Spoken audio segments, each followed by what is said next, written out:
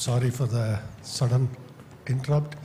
I just actually arrived from Lucknow, and tomorrow morning I have an event in Tenkasi I have to rush to now.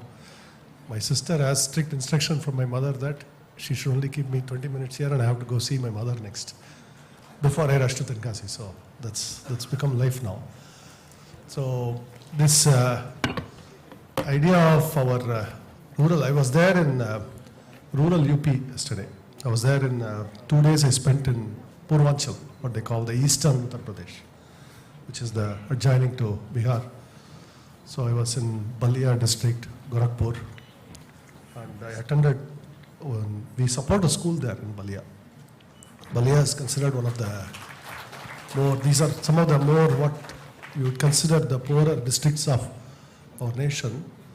Of course, also that means that the future of India is how we take care of all these districts, not just what happens in Chennai or Bangalore, but what happens in Balia, what happens in Gorakhpur. Those impact our country.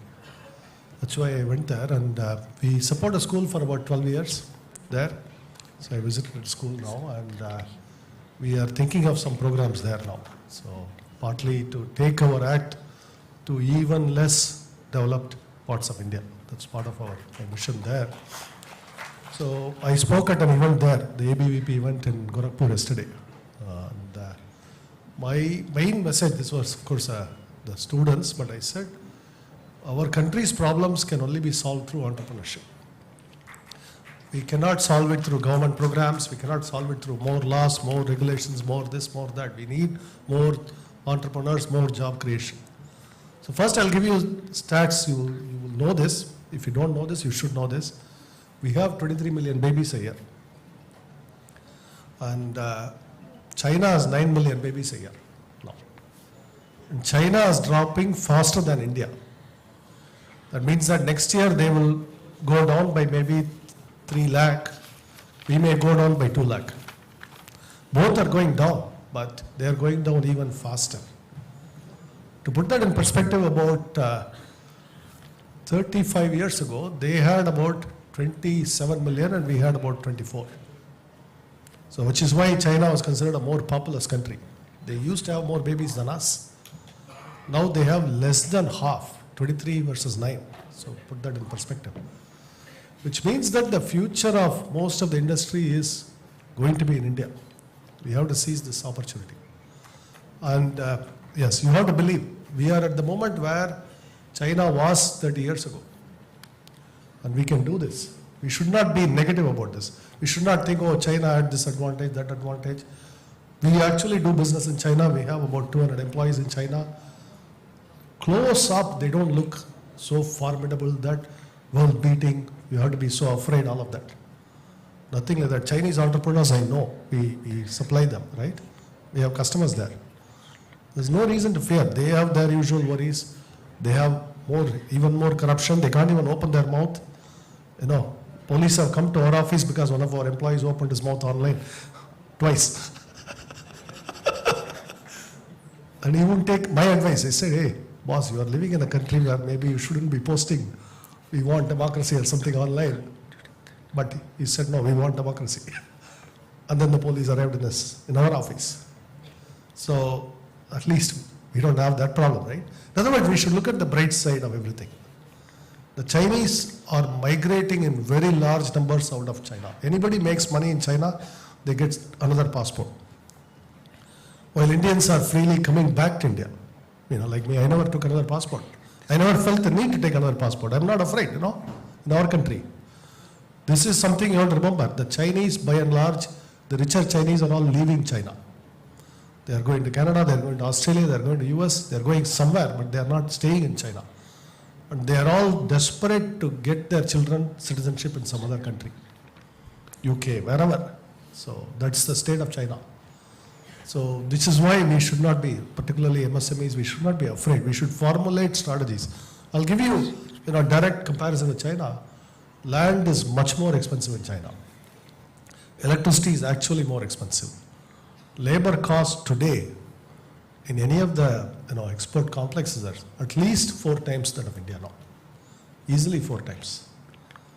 So land is expensive, electricity is more expensive, labor is expensive, We should be able to compete. Our problem is we need to modernize our approach. We need to compete on quality, the standards, all of that. That is our challenge in MSME. In fact, I know businesses I've visited, we are making something, but we are making the same way as 25 years ago. Technology has changed, the machinery has changed, we are not modernizing. Sometimes unwillingness to take risk, that's often the case. Sometimes unwillingness to learn new things. I tell you, in our business, this is something I said yesterday. You all must be following the AI revolution that's happening. My sister Radha is here. What I tell inside, she knows.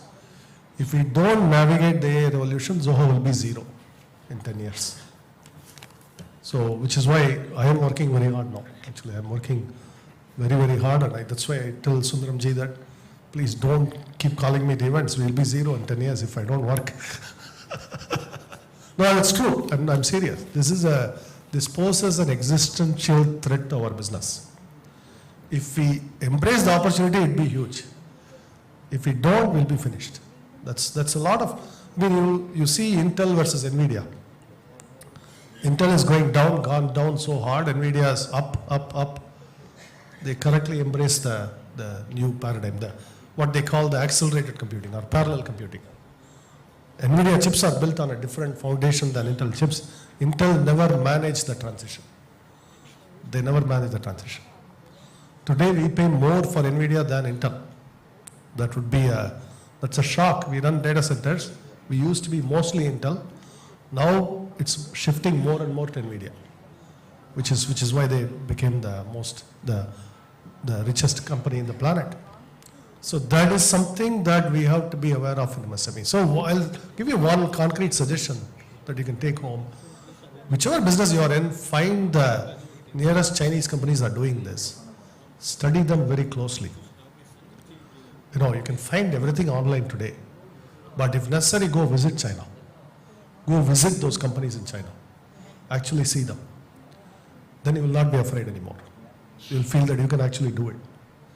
So we have to, this is what I do, by the way. Anything I look at this. The last 2 months I've been studying AI very closely. I have now a young assistant. His main job is to learn and teach me AI. That's his job description. You are learning, I'm learning along with you, and you're going to teach me along with you. So he spent, because I have to do this travel, all that, now he's working. So tomorrow he will give me some briefing for 3 hours. That's how I am learning. So this is what you should do. Go and, for example, I was, most of you who follow me on Twitter know my obsession with nail clipper. Why don't we make the nail clipper in India? Why do I go to Tenkasi in a store, it's made in China or made in South Korea. Sometimes you go to an expensive one, it's made in Japan. We should be able to make this product, But then it goes back to the metallurgy. The metal, the sharp edge, our steel is not that good. So it goes back to metal. But the machinery for the nail clipper, I went and checked out which Chinese company is making it. I went to their website. I went to YouTube, watched the videos. They make 22 million nail clippers per month now. 2 crores per month. I probably bought 10 of them already, wherever I go. So I own 10 of them now. But why I'm saying is this is the way that you study it. You visit them, you find out what they do. There's a lot of opportunity. But identify, why I mention Chinese is they are the most efficient companies in any field now. It's usually not the American companies, not the German companies. They are all now, and Chinese have become very advanced in technology too. So we should learn from China, study those companies. The disadvantages, of course, their richer entrepreneurs are leaving China, that's one. And the second is they don't have children. We do, we have children. So these two will compound over the next 10, 15 years. In other words, in business, you look forward, you don't look backward. If you know why I'm going to Purvanchal region? That's where the kids are born. And you know why I go to villages? That's where the kids are born. I said it in my speeches. I said, approximately you understand India now. The people who have money don't have kids. The people who have kids don't have money. That's India now, So the people who then have the money, do business, should embrace the people who are having the kids, because those are the only people you can hire now. Think about it. I mean, simple, no? So why do you think I run schools? Why do you think I'm getting into education? Because we need talent. I mean, how are we going to grow our business? We need talent. So that's why I'm integrated. Tamil பேசலாமா sir? Sorry. Yesterday I spoke in English. தமிழ்லே பேச சொல்கிறேன். அதனால தான் school நடத்துகிறோம். அதனால தான் வந்து அவ்வளவு இந்த ஸ்கில் ட்ரைனிங், ஸ்கில் டெவலப்மெண்ட் இதெல்லாம் இன்வெஸ்ட் பண்ணுறோம். ஏன்னா அங்கே தான் ஃப்யூச்சரே இருக்குது. இப்போ நான் அந்த ஏஐ அசிஸ்டன்ட் சொன்னேனே, I am learning AI through my assistant. அதுவும் வந்து அந்த யங் டேலண்ட் முதல்ல ஏஐயில் இருக்கணும், அது வழியாக நான் கற்றுக்கணும். ஸோ இந்த மாதிரி தான் இதுக்கு தான் நான் பூர்வாஞ்சல் ரீஜனே போகிறேன்னா, இந்தியாவோட டெமோகிராஃபிக் ரிச், டெமோகிராஃபிக் வெல்த் அப்படின்னு பார்த்தா அங்கே இருக்குது. ஸோ அப்போ இங்கே இருக்கிற நீங்கள் பிஸ்னஸ்லாம் நம்ம யோசிக்கணும், எப்படி அங்கே போகலாம் அப்படின்னு. அங்கே டேலண்ட் டெவலப்மெண்ட் எப்படி பண்ணலாம், அங்கே பிஸ்னஸ் என்ன பண்ணலாம், அதெல்லாம். இது இப்போ திருப்பூர், கோயம்புத்தூர்லாம் நிறைய பேர் இப்போ ஆரம்பிச்சிருக்காங்க. இப்போ மத்திய பிரதேஷ் போகிறது அது மாதிரி இப்போ கொஞ்சம் கொஞ்சமாக. அதுவும் ஒன்று சொல்லுவேன், இன்னொன்று, all of India is our country. We have to think all India. அதில் அப்போ தான் நமக்கு கரெக்டாக பேலன்ஸ் பண்ண முடியும். எங்கே கரெக்டான டேலண்ட் இருக்குது, இதுக்கு என்ன இருக்குது, அதுவும் யோசிக்கணும். அதுக்கு தான் கொஞ்சம் கொஞ்சம் ஹிந்தியும் கற்றுக்க ஆரம்பிச்சிருக்கேன். ஜீரோவில் இருந்தேன். இப்போ தான் என்னோடய சிஸ்டர் எனக்கு ஒரு சேலஞ்ச் இருக்காங்க, நீ சத்தியமாக கற்றுக்கவே மாட்டேன் அப்படின்னு. அதை பீட் பண்ணுறதுக்காக நான் கற்றுக்கணும். படிக்க கற்றுட்டுருக்கேன். ஆக்சுவலி நியூஸ் பேப்பர் ஹெட்லைன் படிக்க முடியும்.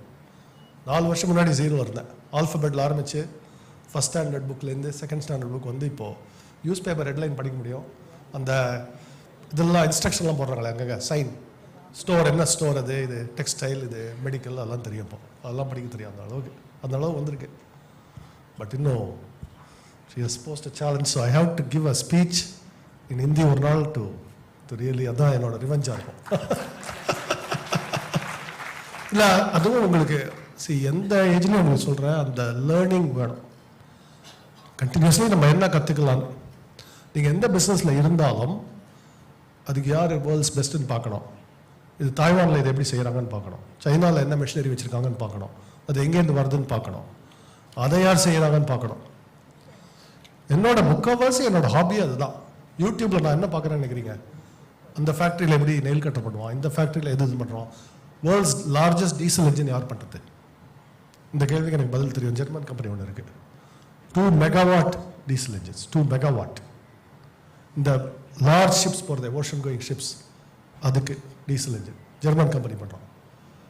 அந்த மாதிரி அதெல்லாம் உங்களுக்கு, அது வந்து ஸ்மால் கம்பெனி தான். அது வந்து ஒரு 600-700 எம்ப்ளாயி தான். அது இட்ஸ் நாட் ஜெயண்ட்லாம் கிடையாது. அந்த ஸ்பெஷலைஸ்டு இன்ஜின் பண்ணுறதுக்கு மெட்டல்லேருந்து ஆரம்பிக்கிறாங்க, மெட்டலர்ஜிலேருந்து ஆரம்பிக்கிறாங்க. ஸோ இந்த மாதிரி இதெல்லாம் நான் தெரிஞ்சு வச்சுருக்கேன். ஏன்னா நான் போய் டீசல் இன்ஜின் பண்ண போகிறதில்ல, பட் அதை பற்றி நமக்கு தெரியணும். அதான் சொல்கிறேன். இதுதான் உங்களுக்கு க்யூரியாசிட்டி.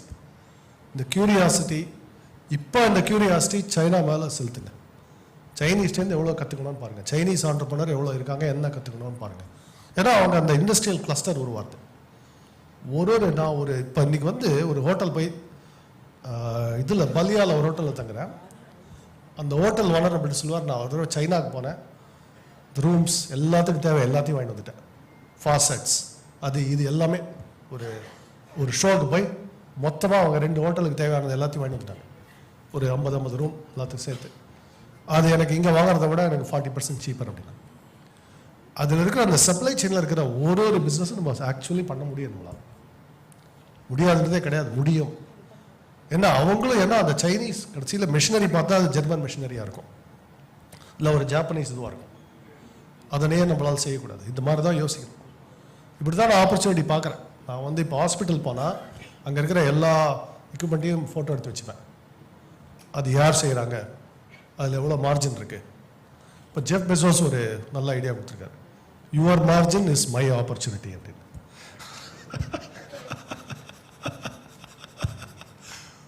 புரியுதா?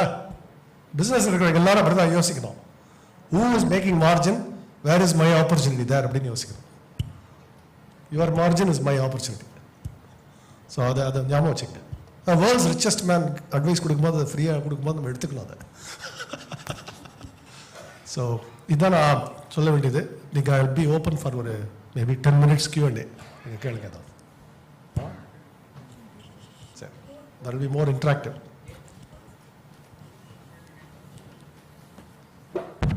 Console QR code போடுறீங்களா Q&A-க்கு? In the meantime, sir, நீங்கள் வந்ததுனால சொல்கிறோம், இங்கே ஒரு டைரக்டரி ஒன்று இருக்குது. பிஃபோர் ஆடியன்ஸ் கொஷின்ஸ் அனுப்புறது போது நீங்கள் டைரக்டரி ரிலீஸ் பண்ணிட்டீங்கன்னா நல்லாயிருக்கும். ஜெயந்தி கேளுங்க.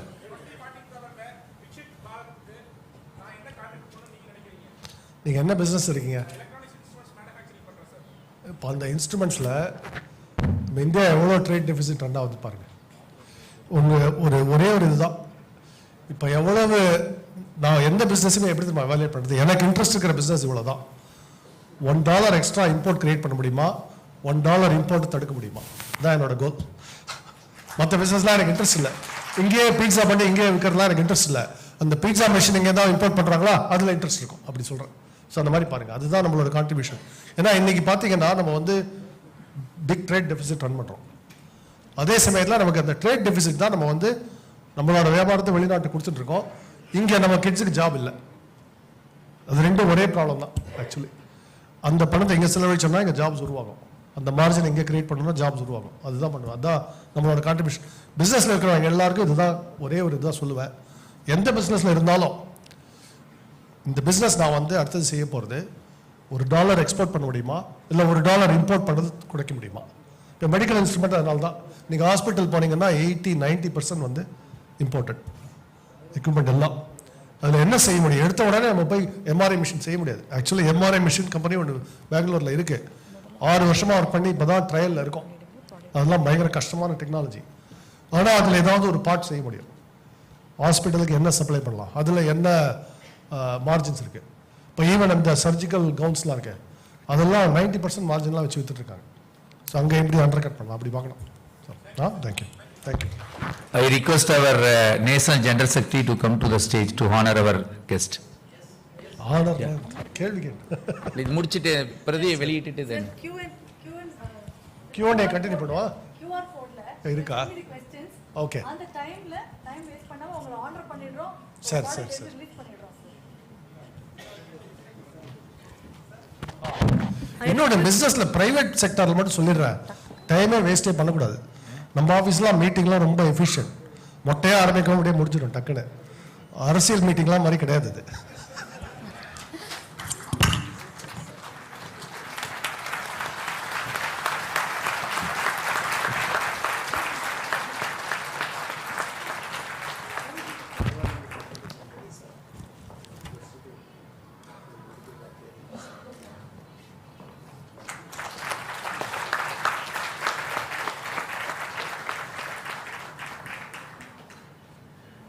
லகு உத்யோக் பாரதியினுடைய தமிழக உறுப்பினர்கள் கையேடு எண்ணற்ற சிரமங்களுக்கிடையே வெற்றிகரமாக இப்போது வெளியிட இருக்கின்றோம். முதல் பிரதியை இன்றைய நம்முடைய சிறப்பு அழைப்பாளர், சக்திகள் பல நிரம்பிய வித்தகர், செயல் என்னும் சொல்லுக்கு செம்மலர், வீறு நடை போட்டு வெற்றி திலகமிட்டு நற்றமிழ்த்தாய் ஈண்டெடுத்த ஒரு நன்முத்தாய் இங்கே நமக்கெல்லாம் காட்சி தந்து எண்ணற்ற பணிகளுக்கிடையே பிளைட்டா மாறி 4:30 மணிக்கு வந்து நம்மளை எல்லாம் சந்திக்க வேண்டும் என்ற ஒரு உயரிய எண்ணத்தோடு இங்கே காட்சி தருகின்ற ஜோஹோ கார்பரேஷனுடைய சிஇஓ, போற்றுதலுக்குரிய மாமனிதர் திரு ஸ்ரீதர் வேம்பு அவர்களுடைய திருக்கரத்தால் நம்முடைய உறுப்பினர்கள் கையேடை வெளியிடுமாறும் ஐ ரிக்வெஸ்ட் அவர் மோகனசுந்தரம் ஜி, ஓம் பிரகாஷ் ஜி, ஹரிஹரன் ஜி, MSV ஜி, சிவகுமார் ஜி, செலியன் ஜி, உமாமையப்பன் ஜி, கல்யாண சுந்தரம் ஜி அண்ட் ஜெயேந்திரன் ஜி. இந்த கையேடு ஆக்சுவலா வெளியிடுவதற்கு நம்முடைய மாநில தலைவர் மிகவும் சிரமத்திற்கிடையே வெளியிட்டிருக்கிறார். State vice president secretary, please come on the stage.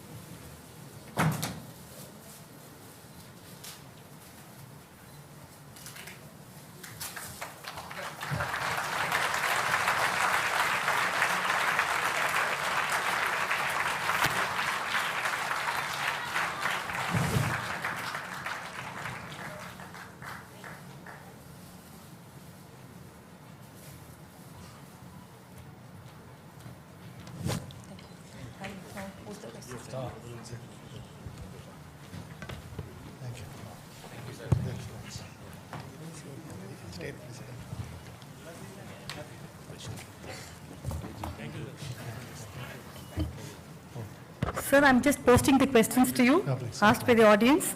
Advice for first-gen entrepreneur on scaling up. Advice on first-gen entrepreneur for scaling up.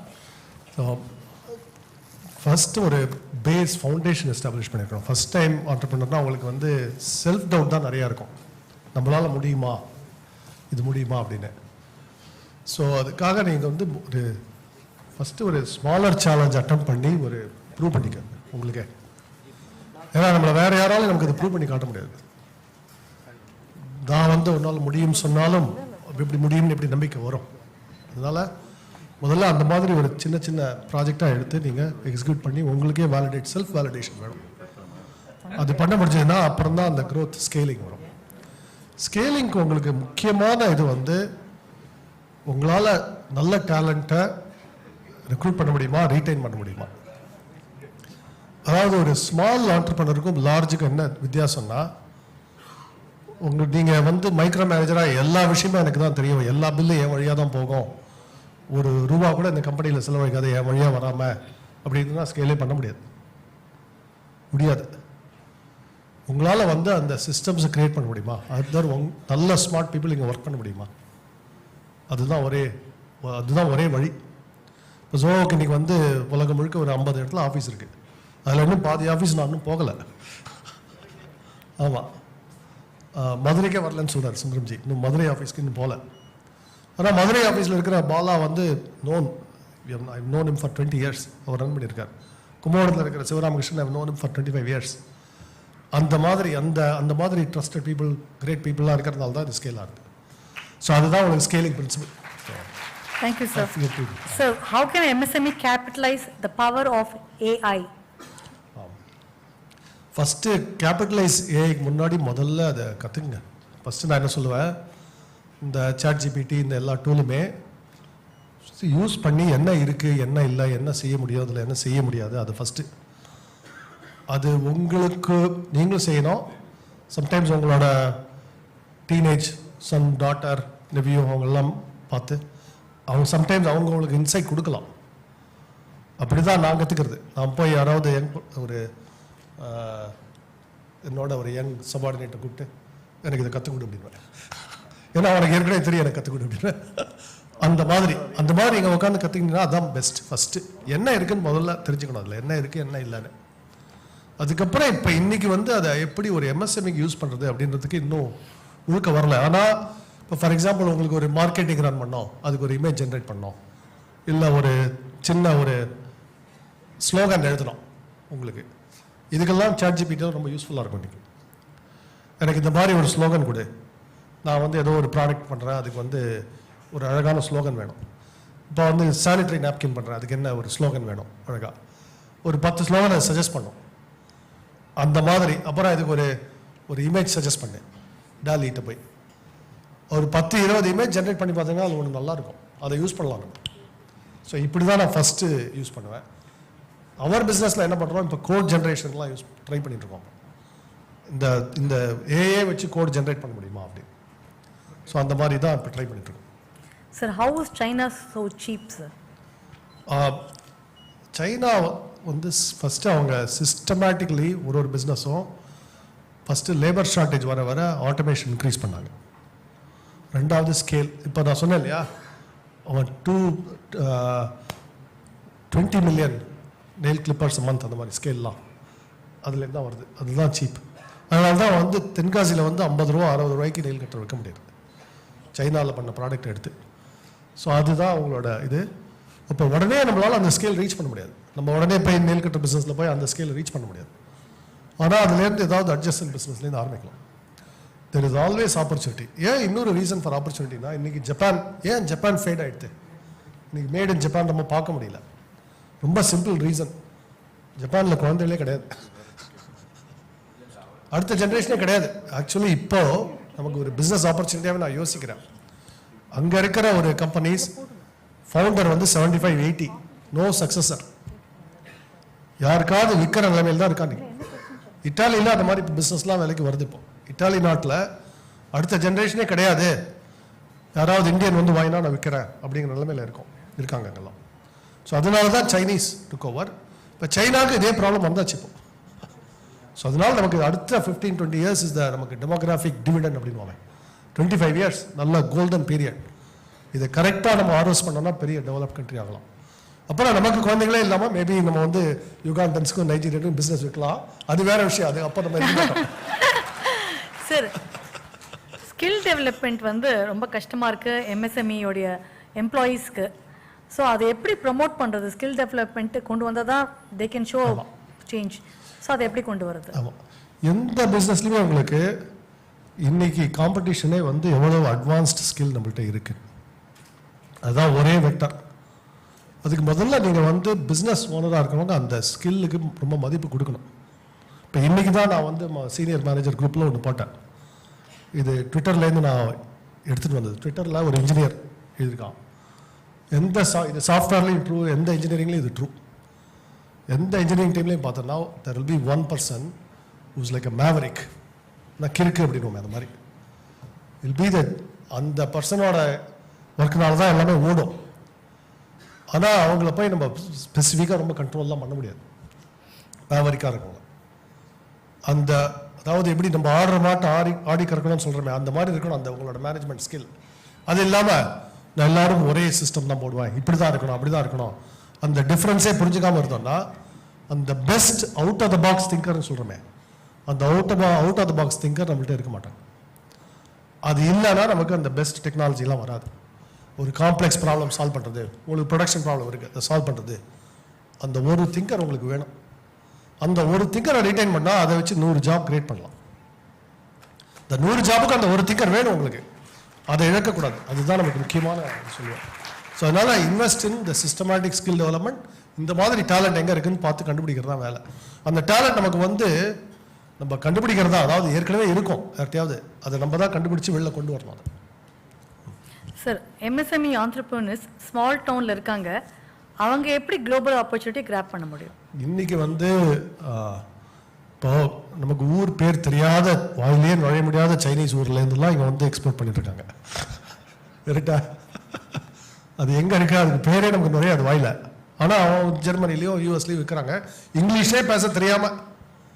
நீங்கள் சைனாவில் போய் அந்த ஃபேக்ட்ரியெல்லாம் விசிட் பண்ணால் அந்த ஓனர்லேருந்து ஃபேக்ட்ரி ஃப்ளோர் இருக்கிற யாருக்குமே இங்கிலீஷ் வராது. யாரையோ ஒரு டிரான்ஸ்லேட்டர் கூப்பிட்டு தான் நம்ம காமிக்கிறாங்க அங்கே. ஸோ அவங்களாலேயே குளோபலைஸ் பண்ண முடிஞ்சதுன்னா நம்மளாலேயே முடியாது. நமக்கு இங்கிலீஷ் தெரியும். நீங்கள் வந்து ரூரல் ஏரியாவில் போயிட்டு ஆஃபீஸ் செட்டப் பண்ணும் போது பிக்கஸ்ட் சேலஞ்ச் என்ன இருந்தது? முதல்ல பிக்கஸ்ட் சேலஞ்சே வந்து நிறைய பேர் இதை நம்ப மாட்டாங்க, முடியும்னு நம்ப மாட்டாங்க, அதான் சேலஞ்சே இதெல்லாம். ஸோ அதுதான் நான் வந்து இது எப்படி நான் நம்ப மாட்டேன்னு சொல்கிறவங்களும் ஒரு பக்கம் அப்படி தள்ளி வச்சிடணும், நம்புறவங்க மட்டும் இங்கே வரணும் அப்படின்னு சொல்லுவோம். அதான் first challenge. So sir, how to make this habit of being curious and constant improvisation as part of a company's culture? அது கொஞ்சம் சொல்கிறேன் அவங்களுக்கு. முதல்ல இது ரொம்ப ஃபார்மாலிட்டி அபாலிஷ் பண்ணாலே போகிறோம். இப்போ ஜோவாவில் எல்லாருமே என்ன பேர் சொல்லி தான் கூப்பிடுவோம். இப்போ 20 வயசு ஃப்ரெஷ் எம்ப்ளாயி கூட என்ன பேர் சொல்லி தான் கூப்பிடணும்னு ரூல் வச்சுருக்கோம் அங்கே. எதுக்கு? எல்லாரும் ஒன்றா தான் சாப்பிடுவோம் இன்றைக்கும் ஜோவாவில். அது எல்லா எம்ப்ளாயீஸ் மட்டும் இல்லை, நம்ம ஹவுஸ் கீப்பிங் டிரைவர்ஸ் எல்லாரும் ஒன்றா தான் சாப்பிடுவோம். இந்த கல்ச்சர்லாம் எதுக்கு இருக்குன்னா இன்ஃபர்மேஷன் ரீச் ஆகும். எனக்கு சேட்டில் யார் வேணாலும் வரலாம். நம்ம ஜோ கிளிக் ப்ரோக்ராம் இருக்கு இல்லையா, சில பேர் நீங்கள் யூஸ் பண்ணுவீங்க அதை. இந்த ஜோ கிளிக்கில் வந்து எல்லாருமே என்னை வந்து ரீச் பண்ணலாம். இந்த மாதிரி இருக்கிறதுனால உங்களுக்கு அந்த இன்ஃபர்மேஷன் ஃப்ளோ ஆகிட்டே இருக்கும். ரெண்டாவது இன்னொன்று, இது வந்து ஒரு பர்சனல் அட்வைஸ், நம்ம எப்போவுமே ப்ராப்ளம்னு யோசிக்கலாம். ஆர் இந்த கியூரியஸ் ஆப்டிமிஸ்டிக்காக இருக்கலாம். நீங்கள் ஆப்டிமிசம் ப்ரொஜெக்ட் பண்ணுறீங்களா இல்லை பெசிமிசம் ப்ரொஜெக்ட் பண்ணுறீங்களா பொறுத்து தான் உங்கள் எம்ப்ளாயீஸ் ரியாக்ட் பண்ணுவாங்க. நீங்கள் பாசிட்டிவ் சியர்ஃபுல் ஆப்டிமிஸ்டிக்காக இருந்தால் கம்பெனியில் யாராவது 2 இதை சால்வ் பண்ணலாம், இப்படி பண்ணலாம் அப்படின்னு ஐடியாஸ் வரும் உங்களுக்கு. ப்ராப்ளம் அப்படின்னே உட்காந்துருந்தா உங்களுக்கு ஒரு இன்ஃபர்மேஷன் வராது. எல்லாரும் அப்படியே நீங்கள் ஆஃபீஸ் பண்ணால் எல்லாம் கிரிம்மாக இருக்காங்களா, சிரிச்சு பேசுகிறாங்களா, அதை வச்சு நீங்கள் கண்டுபிடிக்கலாம். ஸோ இதெல்லாம் ரொம்ப சைக்கலாஜிக்கல்.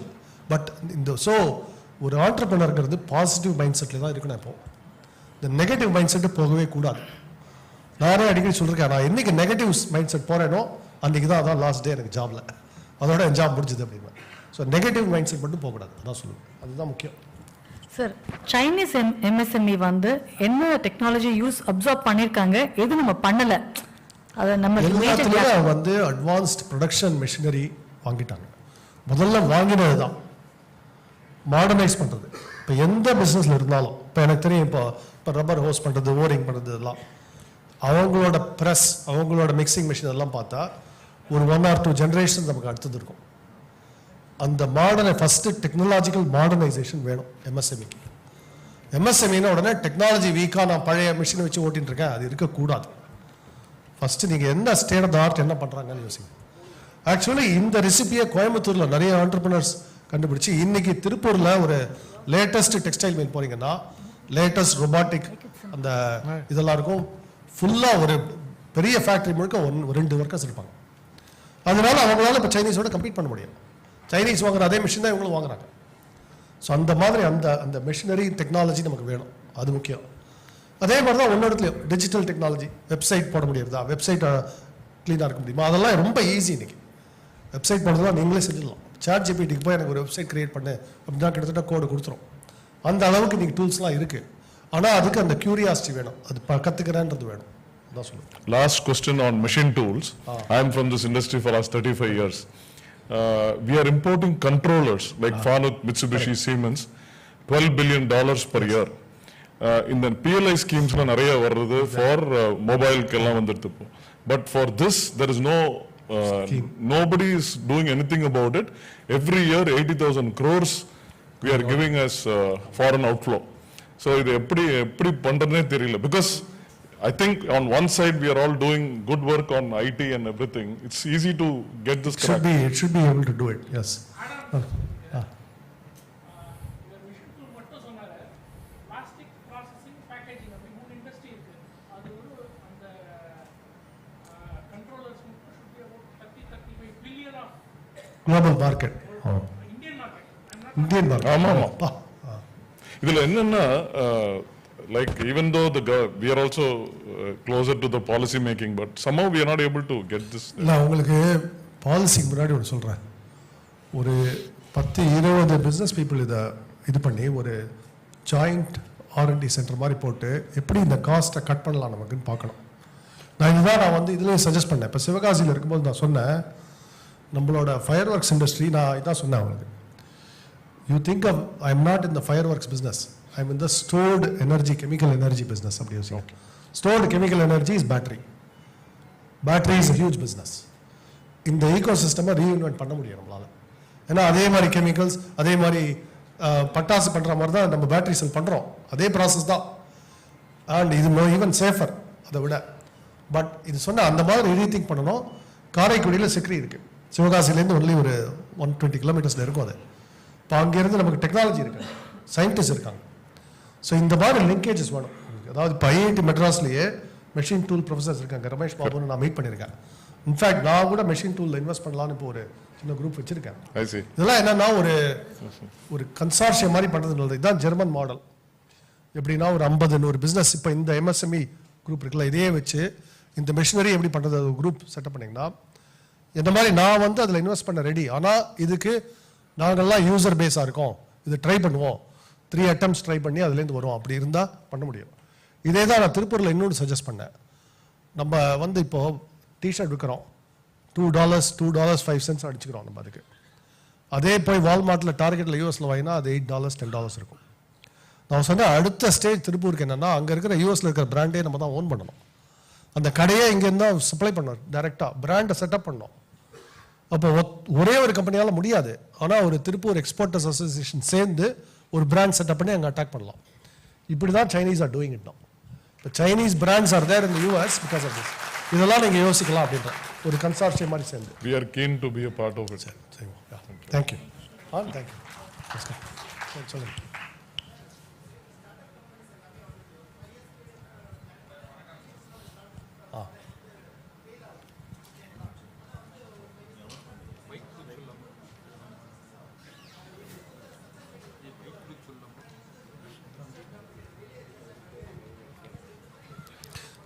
நீங்கள் வெளியில் பார்க்குற சக்ஸஸ் மட்டும் தான் பார்க்குறீங்க. உள்ளுக்குள்ளே எவ்வளோ தூரம் ஃபெயில் ஆயிருக்கோன்னு நீங்கள் பார்க்கல. அந்த failure is part of success. அது ஒன்றும் நம்ம ஃபெயிலியர் வேண்டாம்னா நம்ம பிஸ்னஸில் இருக்க முடியாது. ஃபெயிலியர் இருந்துகிட்டே இருக்கும், அதை மீறி தான் வெளில வரணும். தேங்க்யூ. சாருக்கு ஃப்ளைட்டுக்கு டைம் ஆகுதுன்னு சொல்லிட்டு எனக்கு கீழேருந்து ப்ரெஷர் பண்ணுறேன். சரி, லாஸ்ட் ஒன். அவர் அங்கே நிற்கிறாரு ஏற்கனவே பாருங்க.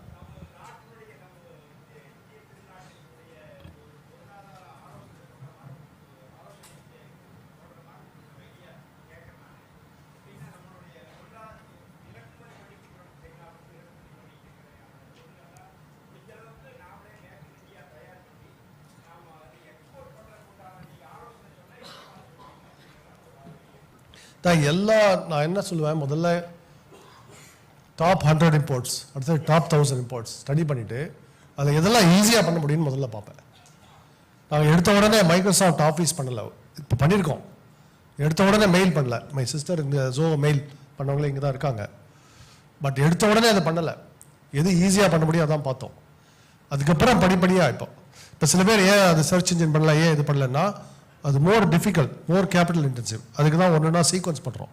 அந்த மாதிரி அந்த டாப் 1000 நம்ம எல்லாருமே இதை செய்யலாம். இந்த எக்ஸசைஸை நீங்கள் எங்கே போனாலும், எந்த ஸ்டோருக்கு போனாலும், இப்போ நேற்றுக்கு வந்து பார்த்தேன், சைனாலேருந்து இந்த ஃப்ளாஷ் லைட்லாம் வருது. இந்த ஃப்ளாஷ் லைட் வந்து டெக்னாலஜி ரொம்ப பயங்கர டிஃபிகல்ட்டாக இருக்க முடியாது. அது ஏன் சைனாலேருந்து வருது, அது ஏன் பண்ண முடியாது, அதுக்கு என்ன வேணும், இந்த மாதிரி யோசிக்கலாம் நம்ம. இந்த அட்வான்ஸ் ஃப்ளாஷ் லைட் ஃபாரஸ்ட் ரேஞ்சருக்கு கொடுக்குறது, இதெல்லாம் ஃபாரஸ்ட் ரேஞ்சருக்கு நானே வாங்கி கொடுத்துருக்கேன் தென்காசியில். ஆனால் எல்லாம் மேட் இன் சைனா. ஸோ இதை எப்படி செய்யறது, இந்த மாதிரி தான் யோசிக்கணும் அப்படின்னு. லாஸ்ட் ஒன் நான் அது போகணும். அப்படி எல்லாம் சொல்லாதீங்க தயவு செஞ்சு.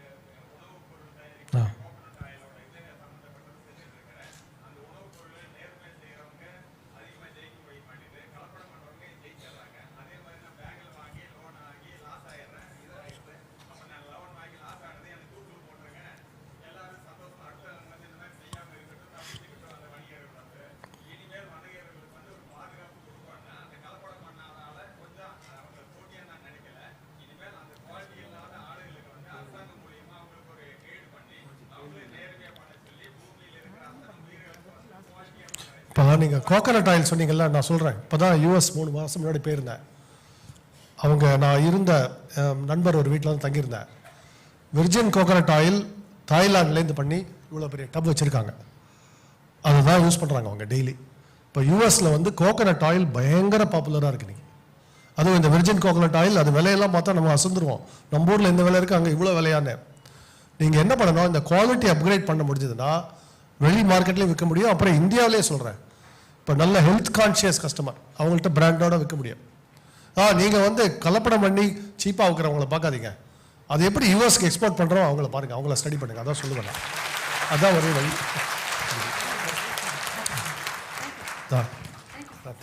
தேங்க்யூ எல்லாருக்கும்.